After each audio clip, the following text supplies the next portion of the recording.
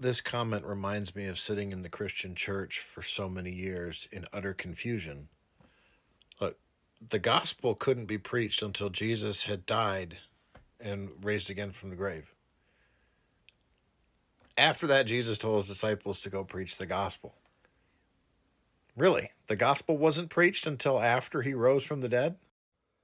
Luke chapter 9, he sent the disciples out to preach the kingdom of God and to heal the sick. And so they departed and went through the towns preaching the gospel.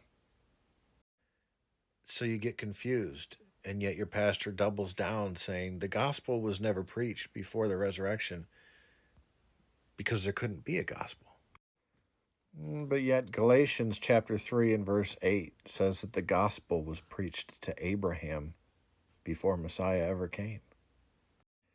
Hebrews 4:2, for indeed the gospel was preached to us as well as to them. Them who? Israel, who came out of Egypt, led by Moses. But that can't be the gospel because the gospel is the death, burial, and resurrection of Jesus Christ only, right? No. It's part of the gospel, but that's not the rest of the gospel. But yet so many people will say, well, Pastor can't be wrong. He's got all those degrees. He's so much smarter than me. We just won't read that part of the Bible. We'll just stick to what he says. It's a shame. I wish somebody had come along many, many years ago, 20 years ago, and challenged me with these things. Would have been a lot farther down the road by now. It would behoove everyone to ask themselves the question, really sit down and think.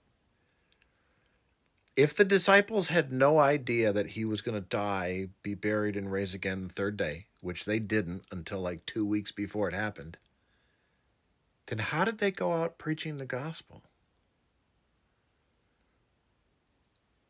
You need to think about that.